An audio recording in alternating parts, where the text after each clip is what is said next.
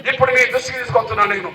అంతకు ముందు చంద్రబాబు ప్రభుత్వంలో అంతో ఇంతో ఉద్యోగాలు మనకు వచ్చినాయి, 22,000 ఉద్యోగాలు. అదే సమయంలో చదువుకునే అవకాశాలు పెరిగినాయి. ఆర్థికంగా మన కోసం ప్రత్యేక బడ్జెట్ తీసుకొచ్చిండు. రాజకీయంగా ఇప్పటి విషయం చెప్తాను నేను. చంద్రబాబు నాయుడు గారు ఈ ఎన్నికల్లో ముఖ్యంగా అసెంబ్లీలో ఆయనకున్న సీట్లన్నీ 29 లేవు. పొత్తులో 4 పోయినాయి.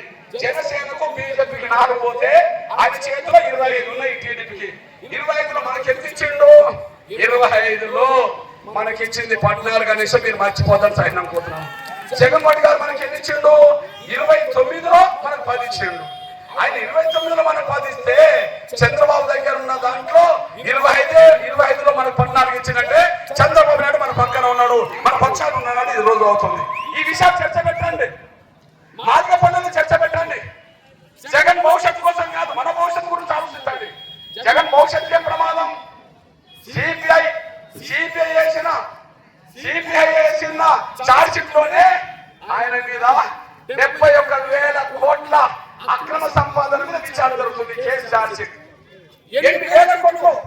ముఖ్యమంత్రి కాకముందే 71,000 కోట్ల అక్రమ సంపాదన కేసు విచారణ జరుగుతుంది. మరి నీ బిడ్డల భవిష్యత్తు ఏంటి? నీ బిడ్డల చదువు ఏంటి? నీ బిడ్డల ఉద్యోగాలు ఏంటి? ఆర్థికంగా మన బతికేంటి? ముందు నీకు కూడా ఆలోచించాలి. మాదిగ బిడ్డలు చెప్పండి, మాదిగ బిడ్డలు చెప్పండి, వైసీపీలో చెప్పండి, వైసీపీలో వైసీపీలో మీరు ఉన్న ఓటు మాత్రం మన నిరీక్షణకే ఓటేసే విధంగా, ఓటేసే విధంగా ఫ్యాన్ తిరిగి రాగాలి, సైకిల్ ముందుకెళ్ళాలి. ఫ్యాన్ తిరిగే రాగాలి, సైకిల్ ముందుకెళ్ళాలి. ఫ్యాన్ ఆపితే సైకిల్ ముందుకెళ్తే మన జాతి బాగుపడుతుంది అనేసి కూడా మర్చిపోతాను ఆయన కోరుకుంటూ మళ్ళీ చెప్తున్నా, చంద్రబాబు నాయుడు రావాలి, జగన్ పోవాలి. తొందరగా జగన్ ఇంటికి పంపండి. ఆయన మళ్ళీ తర్వాత ఎక్కడ ఉన్నారో సిబిఐ చూసుకుంటుంది. తొందరగా ఆయన ఇంటికి పంపండి. తర్వాత ఆయన ఎక్కడికి పంపాలో సిబిఐ చూసుకుంటుంది. మనం మాత్రం బాబు గెలుపు కోసం మనం నిరంతర ప్రయత్నం చేయాలని మీ అందరికీ గమనిస్తూ, నా తమ్ముడు 30 ఏళ్లుగా ఉన్న అనుబంధాన్ని గుర్తుగా 1 గంట సమయం వచ్చి తమ్ముడి కోసం వెచ్చించడం అనేది నేను కూడా చాలా సంతోషంగా ఉన్నా. తమ్ముడిని గెలిపించండి, పార్టీలు ఖచ్చితంగా గెలిపించండి. వాళ్ళు వైసీపీలో ఉన్నా లేదా కాంగ్రెస్ లో ఉన్నా, వాళ్ళు కమ్యూనిస్టులు అయినా, వాళ్ళు మార్కిస్టులు అయినా, మాదిగలు పేద వర్గాలు మాత్రం నిరీక్షణకు ఓటేయాలని చెప్పి నేను విజ్ఞప్తి చేస్తూ, అన్నా మేము ఓటేస్తాం అన్న. ఈ బ్యాచ్ ఎట్లా ఓటేస్తుంది నా ముందన్న బ్యాచ్, కానీ ఓట్లు వేయించాల్సింది వైసీపీ బ్యాచ్ తోటి, ఓట్లు వేయాల్సింది కాంగ్రెస్ పార్టీ చేస్తుంది. కాబట్టి నాకు ఒక మాట ఇవ్వండి, అన్నా మేము ఓట్లేస్తాం కానీ వైసీపీతో కూడా ఓటేపిస్తామన్న వాళ్ళు చేతులు ఎత్తాల్సిందిగా నేను సవినంగా విజ్ఞప్తి చేస్తూ, మరి ఆయన ప్రభుత్వం పోయినాకనే మనకు నష్టం జరిగింది కదా. కాబట్టి ఇప్పుడు గౌరవ చంద్రబాబు నాయుడు గారు ఏమంటాడు? కృష్ణ, ఒకనాడు వర్గీకరణ చేసి మీకు న్యాయం చేసింది నేనే, మళ్ళీ ఆంధ్రప్రదేశ్ లో మళ్ళీ ముఖ్యమంత్రి అవుతే వర్గీకరణ చేసేది నేనేనని చెప్పి ఆయన చెప్పుకుంటూ తిరుగుతున్నాడు. ఇప్పుడు చంద్రబాబు నాయుడు గారు చెప్తున్నాడని నేనంటలేనే, చంద్రబాబు నాయుడే ప్రచారం చేస్తున్నాడు. పోనీ ప్రధానమంత్రి మాట్లాడుతున్నాడు అని చెప్పి నేనంటలేనే. ఇప్పుడు ప్రధానమంత్రి సభలో మాదిగల గురించి, వర్గీకరణ గురించి మాట్లాడుతున్నాడు.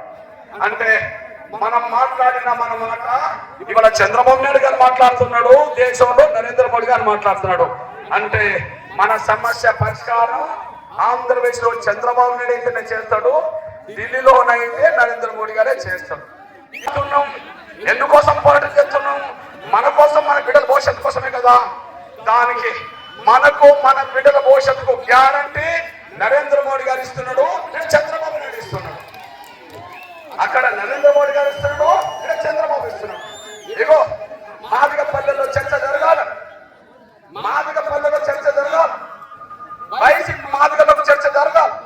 వైసీపీ మాదిగలకు చెప్పండి, వైసీపీ మాదిగలకు చెప్పండి, వైసీపీలో ఉన్న మీ ఓటు మాత్రం నిరీక్షణకి అయ్యండి అని చెప్పండి.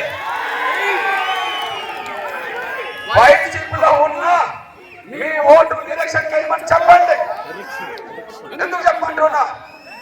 వైసీపీకి ఓటేస్తే మన బిడ్డల భవిష్యత్తు బాగుపడదు, మన బిడ్డల భవిష్యత్తు బాగుపడదు. నిరీక్షణకు ఓటేస్తేనే మన బిడ్డల భవిష్యత్తు బాగుపడుతుంది. మాట్లాడిన అవసరం లేదు. కానీ అదే జగన్ నమ్మక ద్రోహం చేశాడు. ఎస్సీ వర్గీకరణ జరగాలని మాట్లాడిన అతనే నిండు శాసనసభలో రాష్ట్ర ప్రభుత్వం ఏర్పడ్డాక ముఖ్యమంత్రిగా ఎస్సీ వర్గీకరణకు మద్దతు ఇచ్చే ప్రసక్తి లేదని మన నిండు శాసనసభలో మాట్లాడిండు. ఇది జాతికి నమ్మక ద్రోహం కాదా? ఇది జాతికి వ్యతిరేకం కాదా? ఇది ఆలోచించండి. అసెంబ్లీలో ముఖ్యమంత్రిగా మాట్లాడిందా లేదా? అంతకు ముందు వర్గీకరణ మద్దతు ఇచ్చిన జగన్ ఇవాళ వర్గీకరణ వ్యతిరేకంగా నిలబడడానికి సాక్ష్యం. రెండోది, సుప్రీంకోర్టులో ఎస్సీ వర్గీకరణ మీద ఫిబ్రవరి 6, 7 తేదీలో విచారణ జరిగితే సుప్రీంకోర్టులో రాష్ట్ర ప్రభుత్వం తరఫున ఒక లాయర్ను పెట్టమని నేను విజ్ఞప్తి చేశా. ఒక లాయర్ను కూడా పెట్టలేదనే విషయం మీరు మర్చిపోవద్దు. అంటే మనకు అనుకూలంగా లేదు కాబట్టినే లాయర్ పెట్టలేదు. ప్రధానమంత్రి లాయర్ పెట్టిండు కదా, ప్రధానమంత్రి లాయర్ పంపిండు కదా, రాష్ట్ర ప్రభుత్వాలన్నీ లాయర్ పెట్టినాయి కదా. కానీ వర్గీకరణకు అనుగుణంగా జగన్ మాత్రమే లాయర్ పెట్టలేదు.